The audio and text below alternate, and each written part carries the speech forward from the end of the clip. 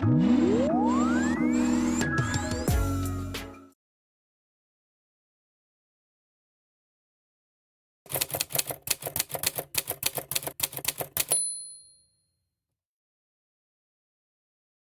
시간에 따라서 이제 근로자를 이렇게 구분하는 방법이 있어요. 그러니까 우리가 정규직이냐, 계약직이냐, 파견직이냐 이런 거는 이제 고용의 형태에 따라서 우리가 그 사람을 채용할 때 정규직으로 채용하느냐, 계약직이냐, 아니면 다른 회사에서 파견받았느냐 이런 거에 따라서 고용 조건에 따라 구분하는 방법인데 우리가 그 사람을 고용하는데 근로 시간이 어떻게 되느냐? 우리가 이제 보통 하루 8시간, 일주일 40시간 근무하는 형태로 고용했다 그러면 이 사람을 우리가 이제 통상 근로자다 또는 뭐 풀타임 근로자다 이렇게 이야기를 하고요. 일주일에 뭐 사주 평균 이제 우리 월급 기준이니까 사주 평균에서 15시간 미만 이런 경우를 우리 이제 최단 시간 근로자 뭐 또는 초단 시간 근로자 이렇게 얘기합니다. 그럼 여기는 이제 사실 근로 시간이 굉장히 짧기 때문에 근로관계법을 다 적용한다는 것은 좀 무리예요. 그래서 여기는 이제 최저임금 하고 산재 이 두 가지를 주로 적용해주고 나머지는 이제 적용을 대부분 못 받죠.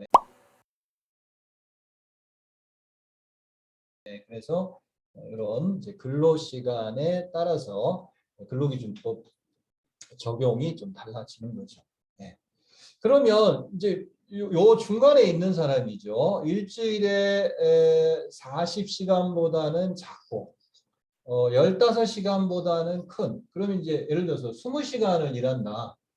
20시간을 일주일에 일한다. 그러면 이런 사람은 어떻게 근로조건을 정해줄 거냐는 거예요.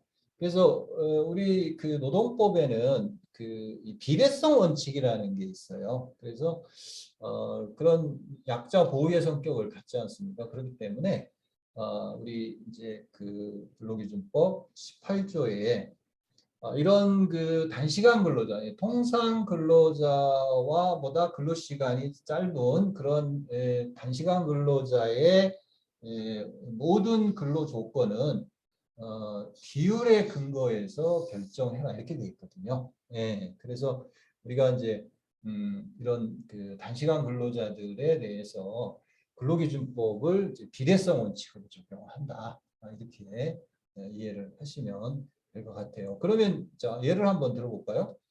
자 우리가 시간당 10,000원을 주기로 알바생을 고용했을 때 이 사람이 일주일에 20시간을 이렇게 일하면 이렇게 알바비로 20만 원 이렇게 주면 되는 게 아니라 우리는 40시간 일했을 때 일요일 날 8시간에 유급 주휴를 인정받잖아요. 그죠? 유급 주휴. 그러면은 이 사람도 20시간을 일했으니까 40시간에 8시간이면 20시간에 4시간. 그렇죠? 시간당 10,000원 곱하기 4시간분의 주휴수당. 그래서 4만 원. 이렇게 해서 알바비를 24만 원 이렇게 줘야지 20만 원 주거나 이러면 결국은 알바비 계산이 잘못된 거죠. 이런 식으로 비례성 원칙에 의해서 그러면 이 아르바이트생이 이런 정도의 근로 시간으로 1년을 뭐 근로했다. 그러면 연차가 예를 들어서 1년만 근무하고 딱 그만뒀다. 그럼 연차에 대해서는 1년 근무자는 11개만 주면 된다고 그러잖아요. 그죠? 그럼 이거에 50%에 해당하는 연차 수당을 지급을 해줘야 되겠죠. 네, 그래서 이런 단시간 근로자들은 이런 비례성 원칙의 근로 조건을 적용을 받도록 그렇게 기준을 두고 있습니다.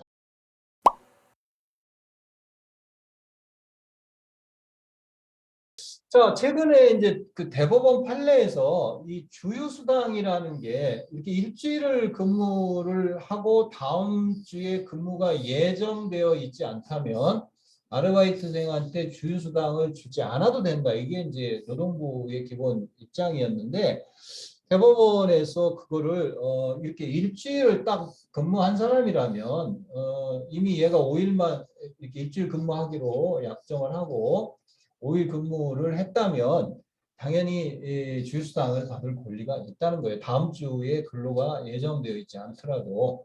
예, 그래서 주휴수당에 대한 그 단시간 근로자의 보호가 좀 더 강화된 그런 주휴수당에 대한 판례가 나와서 노동부도 이제 행정해석을, 그러니까 옛날에는 꼭 8일째 근로가 예정되어 다음 주에 근로가 예정되어 있는 경우만 주휴수당을 줘라, 뭐 이렇게 조금 축소 해석을 했었는데 이제 그 부분이 이제 좀 대법원 판례에 의해서 개정이 돼서 수정이 됐어요. 행정해석도 변경이 됐습니다.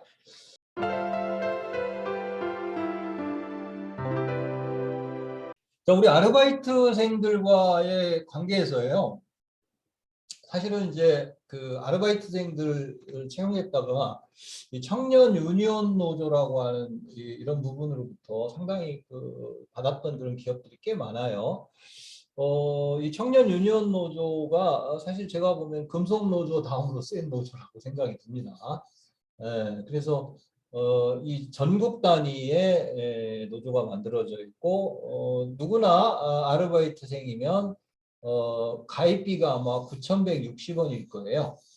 이게 최저임금 1시간치인데 이걸 가입비로 내면 노조원으로 받아주는 그 활동을 굉장히 좀 왕성하게 하고 있는 그런 노동조합이에요. 그래서 사실 우리가 정규직이나 뭐 또는 이제 하청업체 노동조합에 대해서는 되게 인지들을 많이 하는데 이런 청년 유니온 노조 또 단시간 근로자의 노동조합은 조금 들어가는데 여기도 보면 여기 홈페이지에 가보면 제일 많이 그 노동조합에다가 호소하는 게 주휴수당 못 받았다, 퇴직금 못 받았다, 뭐 근로계약서를 작성하지 않았다. 그래서 사실 우리가 이제 아르바이트생을 쓸 때는 그 채용 과정을 이제 여러 번 말씀을 드렸던 적이 있는데 우선은 면접을 보고 합격 통지를 한 다음에 본사에 와서 근로계약서를 작성하고 그 다음에 현장에 가서 일을 하는 이런 플로우가 이루어져야 돼요. 그냥 본사에서 근로계약서 작성 안 하고 현장으로 이렇게 직접 보냈다가 이 친구가 2, 3일 일하다가 회사를 그만두게 되면 근로계약서를 여기서 작성을 못하게 되면 작성할 방법이 없죠. 이미 퇴직을 해버렸기 때문에. 그런 경우에 근로계약서 미작성에 따른 500만 원의 과태료가 부과되는 그런 일들이 노사 문제, 노동 문제가 종종 발생합니다. 그래서 특히 이 아르바이트를 우리가 쓸 때는 계약서를 쓰고 그리고 현장으로 보내는 그런 절차가 좀 필요하다. 그래서 사실은 이 아르바이트생과 관련돼서 굉장히 이 노동부에서 근로감독을 통해 가지고 이 임금 체불로 인정을 해가지고 이게 아마 이제 그 4만 4천 명이라는 것은 3년 동안 이 회사가 쓴 아르바이트생 총 수일 거예요. 그래서 그분들한테 안 준 임금 84억을 지급해라. 근데 이제 이 사건은 원래 이랬다는 거죠. 10분을 알바생이 지각하면 30분치의 임금을 공제했어요. 이제 지각하지 말라는 이제 그런 취지에서. 근데 이제 근로감독 아까 청년 유니온 노조의 진정에 의해서 근로감독이 들어갔고 근로감독의 결과 아니 왜 10분 지각했는데 임금은 30분 공제했느냐 이거 차액에 대해서 그 모든 3년 동안 쓴 아르바이트생들한테 차액을 지급을 해라. 뭐 이런 이제 시정 명령이 있겠죠. 그래서 특히 이런 청년 유년 노조가 거기서 이제 선도적인 그런 역할을 하고 있기 때문에 아르바이트생들 쓸 적에 그런 부분 근로계약서 쓰고 현장으로 보내는. 자, 요즘은 사대보험이 굉장히 강화가 돼서 여러분 아시겠지만 이제 특수 형태 종사자들 이런 분들도 이제 고용산재보험이 거의 의무화됐잖아요. 그러면 우리 이제 단시간 근로자냐 아니면 단기간 근로자냐 이렇게 따라서 이제 그러면 우리가 아까 단시간 근로자는 뭐 15시간 이상 40시간 미만 이렇게 돼 있는데 왜 4대 보험은 월 60시간 이런 표현을 쓰죠? 그렇죠. 사대보험은 월 단위죠. 내가 국민연금 건강보험에 직장 가입자가 되느냐, 지역 가입자가 되느냐, 뭐 이런 것들은 거의 다 월 개념이니까 이제 이거를 이제 15시간을 월로 환산해 보면 대략 60시간 미만이냐 아니냐 이런 기준을 가지고 하는 거죠.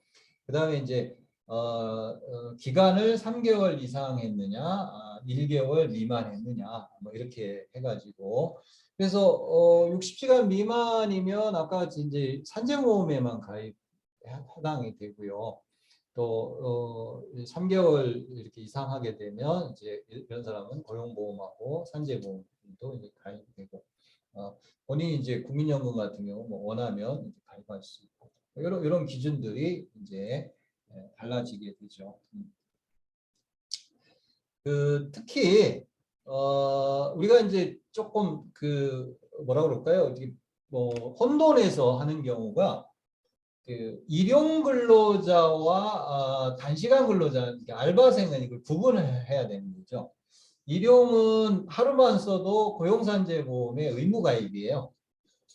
근데 아까 단시간 근로자는 뭐 60시간 미만, 3개월 미만 뭐 이렇게 돼 있잖아요. 그죠? 그게 이제 구분이 되고 특히 일용 근로자가 국민연금하고 건강보험에 직장 가입자로 가입을 시켜야 되느냐 마느냐는 거는 이제 한 달에 이 사람이 일용으로 8일 이상을 일했느냐 안 했느냐 이런 거에 따라서 이 가입 여부가 바뀌고요.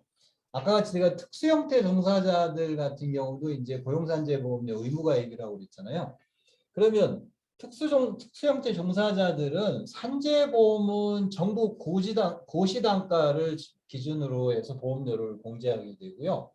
이 고용보험은 사업소득세를 떼고 만약에 줬다 그러면 그 소득을 기준으로 보험료를 이렇게 납부하도록 그렇게 돼 있어요. 그래서 사대보험이 이제 이런 확대가 되고 특히 특수형태 종사자들까지 적용이 되다 보니까 아마 이제 내년 정도에 국세청에서 인건비 신고한 데이터를 공단으로 넘겨주게 되면 이제 공단에서 징수해서 납부 의무는 사업주한테 있기 때문에 당연히 이제 사업주들에게 부가처분하겠죠. 그러면 이미 그 특수형태 종사자로 이 근무하고 있는 기간 중에 사업소득세 떼고 여기서는 고용보험료도 떼야 되고 산재보험료도 본인이 50% 부담하게 돼 있기 때문에 정부 고시단가 기준으로 특수형태 종사자 산재보험도 이렇게 징수를 해야 나중에 회사 부담을. 자, 그래서요, 제가 이제 이 사대보험과 관련돼서는 좀 이렇게 정리를 좀 해놨어요. 1개월 미만에 고용된 일용 근로자냐, 1개월 이상 고용된 근로자인데 이 사람이 단시간 근로자냐, 또 일용 근로자가 또 8일 이상을 근무했느냐에 따라서 이제 사대보험 중에 고용산재 국민건강보험의 가입 여부가 어떻게 결정되는지 이런 여러분들 참조를 하시면 될 것 같습니다.